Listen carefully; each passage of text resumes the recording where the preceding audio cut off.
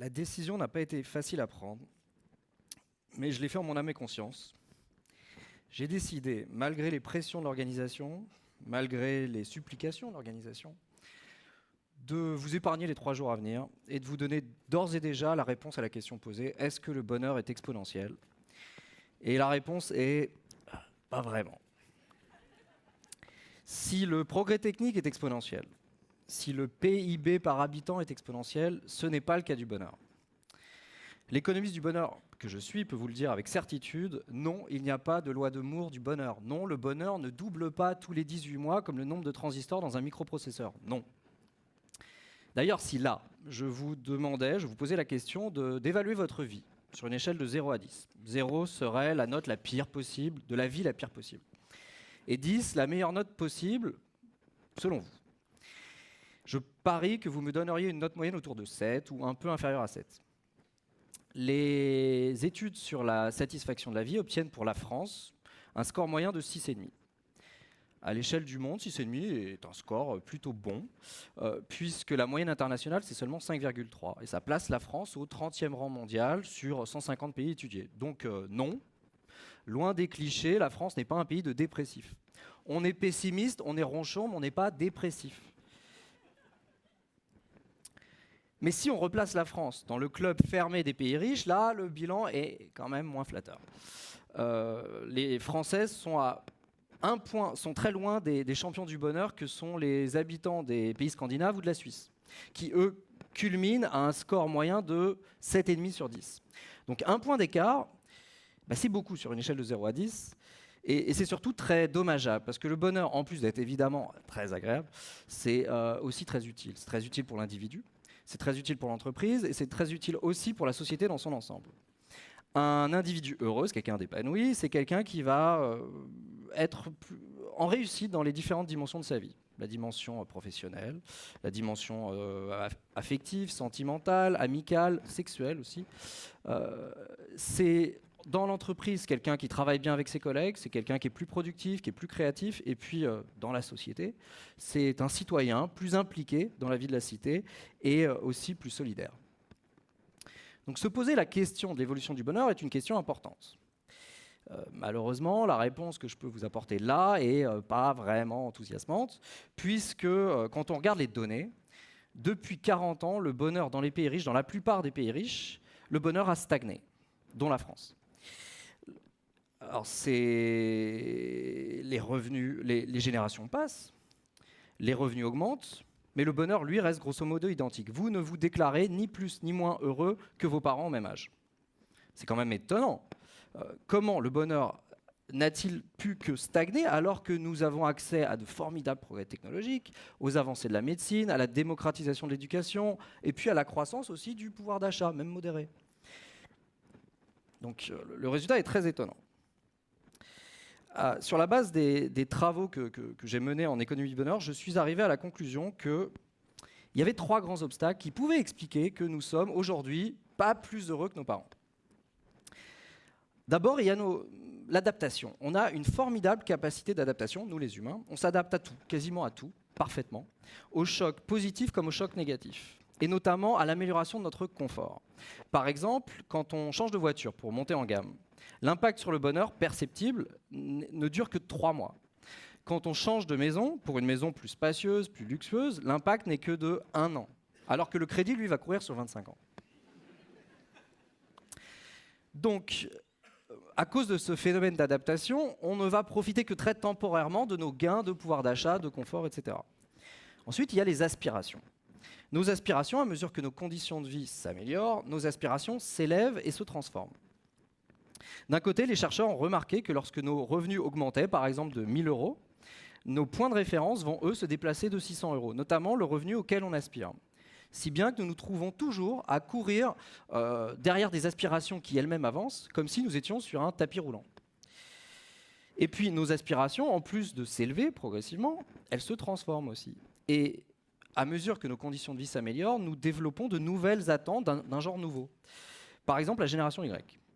La génération Y ambitionne de trouver dans toutes les dimensions de sa vie, beaucoup plus que les générations précédentes, à la fois du sens, de l'autonomie et la réalisation de soi. Cette superposition des aspirations rend les décisions des individus extraordinairement complexes, voire leur pose des équations complètement insolubles. Et ça ampute aussi le bonheur. Et puis, dernier obstacle, il y a l'environnement économique, qui n'est plus du tout le même depuis 40 ans. Il est devenu beaucoup plus inégalitaire et beaucoup plus anxiogène aussi. La mondialisation, puisque c'est de cela dont il s'agit, la mondialisation a rendu les gens beaucoup plus en situation d'insécurité face à l'emploi et a démultiplié la peur du déclassement. Et ça a des conséquences pour le bonheur. Les études sont formelles là-dessus.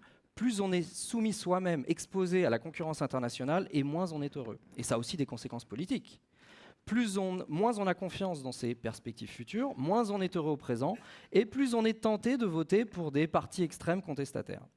Une étude d'économie du bonheur parue juste avant la présidentielle a montré que parmi les personnes qui donnaient 0 à leur vie, 40% avaient l'intention de voter pour Marine Le Pen au premier tour.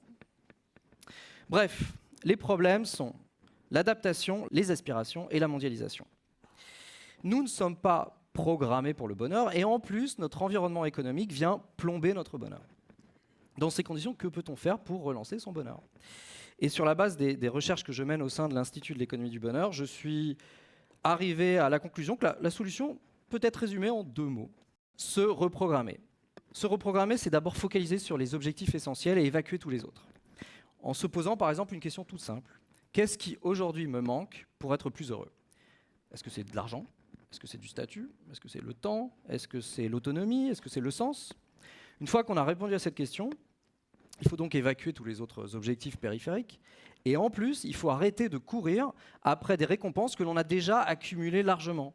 Et parce qu'on les a déjà accumulées, elles ne sont plus importantes pour notre bonheur. Par exemple, quelqu'un qui a déjà beaucoup d'argent, gagner encore plus ne changera plus énormément son niveau de bonheur. Pareil pour quelqu'un qui serait en haut de la pyramide sociale.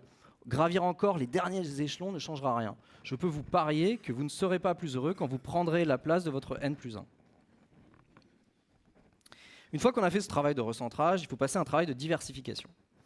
L'environnement économique actuel, avec tous ses risques, nous incite à devenir des pluriactifs, autrement appelés slashers.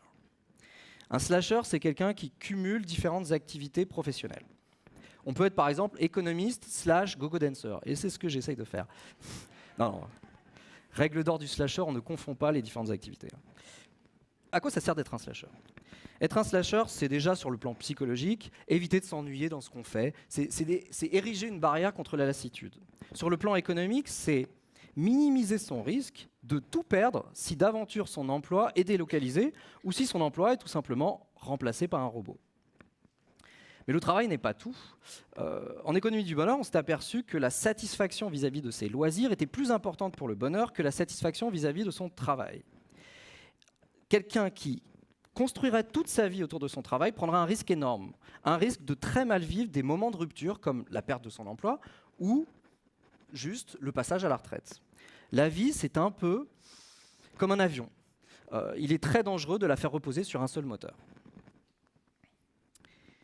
Mais si maintenant on changeait d'échelle, si on arrêtait de penser le problème et les solutions en termes individuels et qu'on s'intéressait au levier collectif du bonheur. Le bien-être collectif, c'est plus que la somme des bonheurs individuels, puisque ça inclut aussi les liens qui unissent les personnes entre elles et les rattachent aux institutions. Et c'est là que le bât blesse.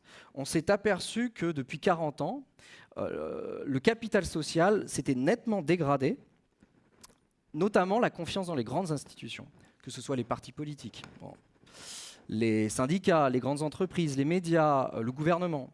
Cette confiance s'est très profondément dégradée et dans certains pays, cela s'est accompagné d'une détérioration aussi de la confiance entre les individus, pour parfois atteindre des niveaux très bas, comme en France. En France, aujourd'hui, seulement 26% des personnes pensent que l'on peut faire confiance à la plupart des gens. Alors que dans les pays scandinaves, comme la Suède ou aux Pays-Bas, ils sont plus de 60%. Il ne fait nul doute que la dégradation de ce capital social a eu un coût sur le bonheur individuel. Tous les économistes du bonheur s'accordent là-dessus, la dimension sociale est essentielle au bonheur, peut-être même plus que la dimension économique. Et par exemple, ce sont toutes les activités que l'on fait avec les autres ou pour les autres qui sont des leviers très très forts pour le bonheur. Et donc si l'enfer c'est les autres, comme disait Confère quelqu'un, que je connais. Le bonheur aussi, c'est les autres. Malheureusement, les scores aux différentes élections en France, aux États-Unis et ailleurs ont montré qu'il y avait une énorme fracture entre les gens maintenant dans les pays riches, entre les gagnants, notamment entre les gagnants et les perdants de la mondialisation. Donc si notre objectif collectif maintenant, c'est de faire repartir durablement le bonheur à la hausse, il va falloir, avant toute chose, que nous retrouvions des moyens pour refaire société. Merci.